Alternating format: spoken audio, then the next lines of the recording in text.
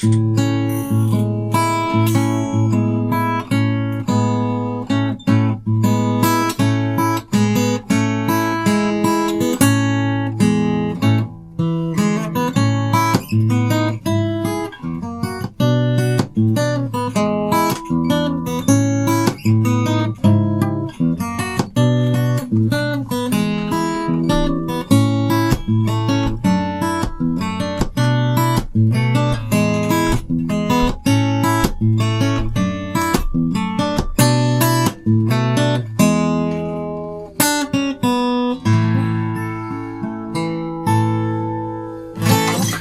good morning. It's Brian up here in Kingfield. It is New Year's Day, and I got one to show here this morning. Finger's a little rusty. It's early, but I'll get it going here shortly. This is a 1947 Harmony Roy Smeck. Roy Smeck was some sort of stage radio guy back then, because Gibson had a Roy Smeck model, and there's all kinds of Roy Smecks out there. And Google him, you'll figure out more about him. But this is a 47 figure 8 sized, sort of like a triple O or an OM, but they call these the figure 8s in the late 30s, early 40s for Harmony. And I think it's actually what you would call like an H162, but with the Roy Smeck name, it's a Roy Smeck. So this is a solid spruce top, solid mahogany back and sides. And as you can see, this old guy is a real rat rod. Now when I got this was in rough shape. We were missing a brace under here. So the fingerboard had sort of started to cave into the top. It was all buckled along this side and over here. Big belly up in the middle. The neck block had actually separated from the sides up here in the shoulders, and that was part of that damage. But I love the great big sunburst, and I love kind of the relicking to it. It was missing a lot of finish, was starting to just flake off. I mean, I got finish all over my jeans just having this thing in my lap. So what I did, I gave it the Resto mod treatment, and then I pretty much left it alone. I kind of like the rat rod look.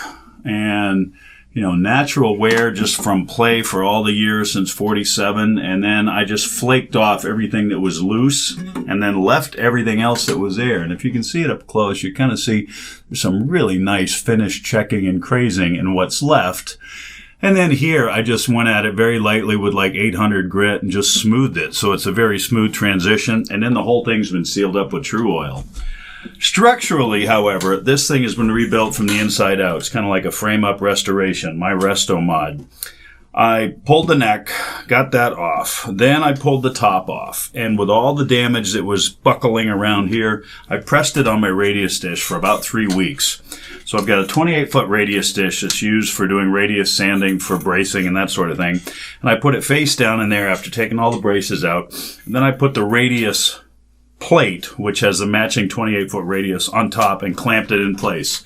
And about every 3 or 4 days, I'd go out there and kind of wet it with a warm water sponge and then put the clamps back on it. And 3 weeks later, it's starting to look like a guitar top. So at that point, I glued what was cracked, and there was a crack over here and one there and all around kind of underneath by the fretboard extension, and cleated those and cleaned them all up. Then I re-braced the whole thing. So this has been an X-brace conversion process. It's got a regular X-brace in there, just like a Martin Triple O. It's got a very small footprint maple bridge plate underneath the bridge. I converted it to a pin bridge. So this is a brand new ebony pin bridge that I made. Had no bridge on it, so I just kind of went from pictures and came up with something that was an approximation of what was on. It would have had a string through originally, but this looks about the same shape. Kind of rectangular, not really a pyramid even. One transverse brace here, finger braces on the sides, and down tone bars in the center of the belly itself.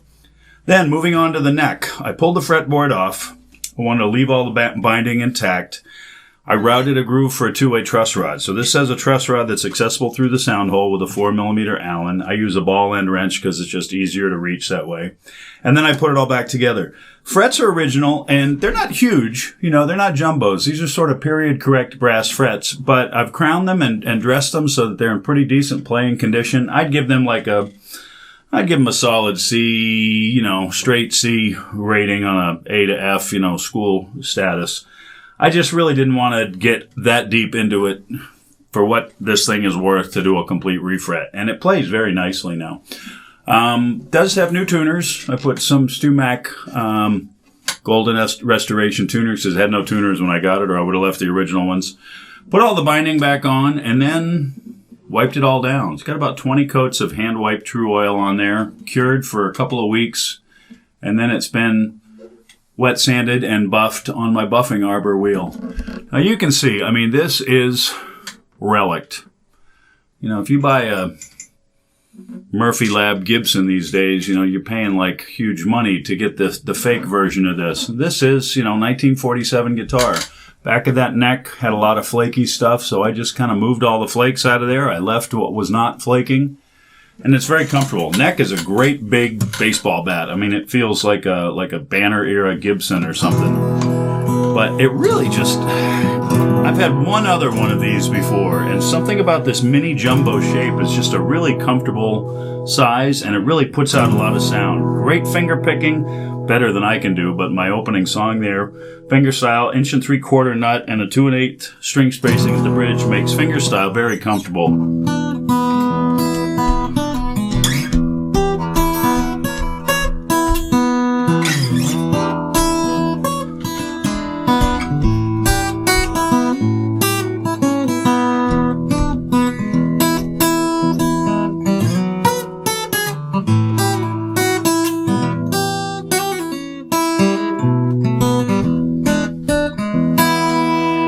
Just a very nice feeling guitar, and it really punches out a lot of sound when you give it a flat pick.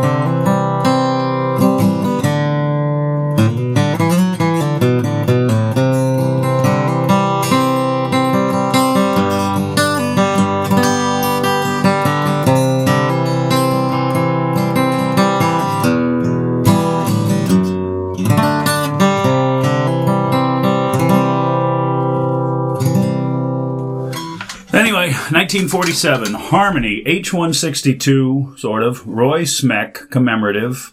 Solid spruce top, solid mahogany back and sides, lots of natural vintage patina. Like I say in my listing here, if you're looking for a pristine, brand new looking guitar, keep walking, nothing to see here. But rebuilt from the guts in and out, just a nice player. Great way to own an almost 80-year-old American-made classic vintage guitar. Thanks a lot for watching. See ya.